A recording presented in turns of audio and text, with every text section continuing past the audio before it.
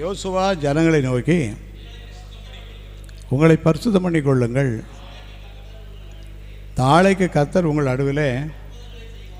ஆமேன். முதலாவது அந்த 3 நாளைக்குள்ளே ஏன் ஆண்டவர் இந்த காரியங்களை செய்கிறாரு, நமக்கு ஒரு 7 நாளைக்குள்ளே இந்த அற்புதங்கள்லாம் நடக்கணும் அப்படின்னு சொல்லி நம்ம விசுவாசித்து வார்த்தைகளை கேட்டுக்கிட்டு இருக்கிறோம். ஆண்டவர் தந்துட்டு இருக்கிறாரு. இங்கே என்ன படிக்கிறோன்னு சொன்னால், இந்த 3 நாளைக்குள்ளே ஜனங்களுக்கு பரிசுத்தப்படுத்தக்கூடிய போதனையே கர்த்தர் கொடுக்குறாரு. எந்த வேத போதியில் எங்கே போனாலும் உங்களை பரிசுத்தம் பண்ணிக்கொள்ளுங்கள், உங்களை பரிசுத்தம் பண்ணிக்கொள்ளுங்கள் என்று தான் வேதத்தில் வாசிக்கிறோம்.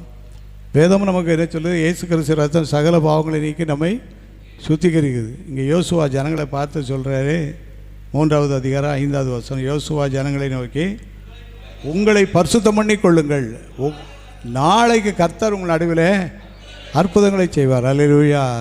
ஆமென்.